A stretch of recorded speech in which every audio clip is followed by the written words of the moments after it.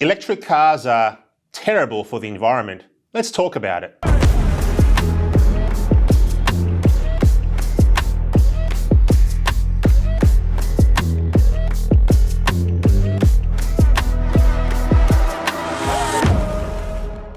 The government's wet dream is really just an impotent, dank nightmare that does more to ruin the environment than to save it. Take Minister Bowen's beloved electric cars, for instance. Our energy minister would have us believe that if he could get every single one of us into an overpriced, low-ranged fire hazard, the planet will be saved from destruction, saved from global boiling. Now, if only that were true. Mate, you can shut your mouth. People Senator are McKim, dying Senator McKim, because resume of your you seat. and sociopaths like you. What they've got to answer for is death, disease, displacement, starvation, people dying of thirst, arable farming lands turning into desert, and most likely billions of people dead by the end of this century. Minister Bowen's electric vehicles begin their lives deep beneath the ground in the Congo.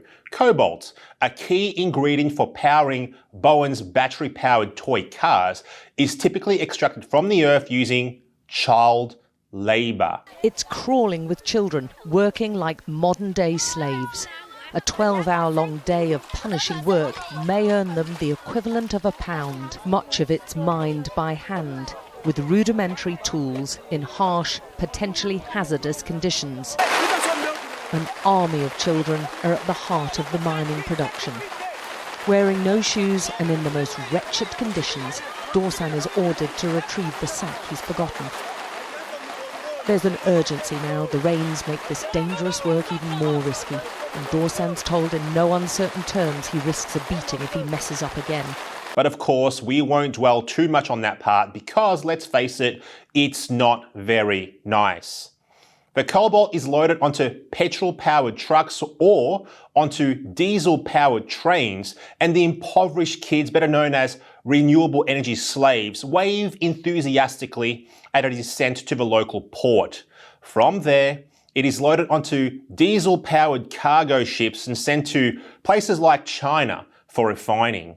Now, the Chinese are great at refining things, probably because they have so much cheap, plentiful, reliable energy in the form of high-quality, clean Australian coal. Now, my parents tell me that we used to be like that. We used to have cheap energy right here in Australia, but I'm not sure that I believe them. All I can remember is skyrocketing energy bills and warnings from state governments not to use your air conditioner during summer, lest the entire grid fall to pieces. But life is better in China. They have abundant energy produced by coal-fired power stations fueled by our coal that we are told that we are not allowed to use. Anyway, let's not get bogged down on the technicalities. Once the Chinese have refined the cobalt, it is then sold to battery makers around the world. In Japan, in South Korea, the United States, Germany, and many others. Naturally, the material must get there, and so once again, diesel-powered cargo ships come in handy. Perhaps the biggest contradiction of all is that this is a finite resource once again. Oh, and the process of mining and refining this stuff is the same old story of deforestation, polluted rivers, and just general exploitation. I mean, I thought the sustainable green revolution was going to be like clean and just for people. I thought electric cars would actually mean a cleaner way of doing business, like a cleaner future.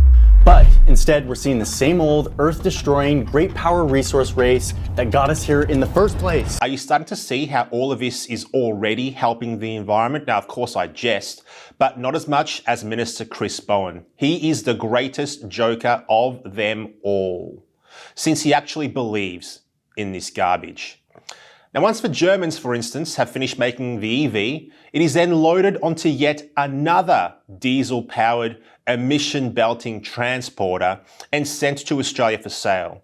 Now, the first EVs off the boat are typically reserved for government ministers like Minister Bowen, who is able to drive a Tesla at taxpayer expense. He plugs it in at Parliament House. This is obviously very important, since it allows him to lead by example without incurring any personal cost. And isn't that the very best way to provide an example? If we have a look at one of Australia's best-selling electric vehicles, the Tesla Model Y, it's a $70,000 car, and that is the cheapest one they sell. The rest are pushed upon Aussies who are increasingly denied the choice of a petrol-powered vehicle thanks to the government's so-called fuel efficiency standards, which are really just a way of making the cars we all love so expensive that we are forced into EVs whether we want an EV or not. The two best-selling cars in Australia, the Toyota Hilux, the Ford Ranger, both of those vehicles aren't available in even a mild hybrid, which is the simplest form of electrification you can get. So if the government comes out and says, okay, well, we're going to fine Ford and Toyota for selling this car in Australia, they're not going to sell it in Australia anymore. And you, as someone who needs to drive a dual cab ute for work, I really don't understand what you're meant to buy. And these manufacturers don't offer electric versions of these vehicles in Australia yet, and there are really none on the horizon at the moment. The massively overpriced EVs we are forced to buy can be charged. That is, if you manage to find a charging station, and if that charging station is not currently being used, and if you have a spare couple of hours. All from our already stressed to breaking point electricity grid, of course. The demand on our grid is unable to be supplied by only wind and solar. And so the government, who have demanded coal-fired power stations close, will pay coal-fired power stations to remain open so EVs can be charged. When the EV's battery expires, if it doesn't burst into flames first, the car will be completely useless and the battery will be stored somewhere far from people for fear it is a fire risk. Recycling 100% of a battery is not possible.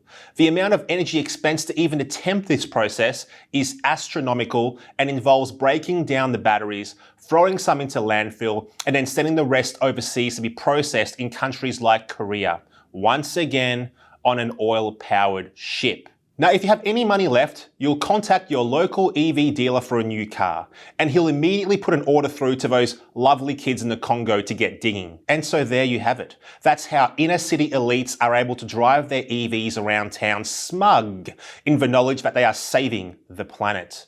Except that you'd have to be an inner city elite to think that you are actually saving the planet. Everyone else knows that they're just a planet-polluting, virtue-signalling tosser who has more money than sense. I'm Senator Babet for the United Australia Party.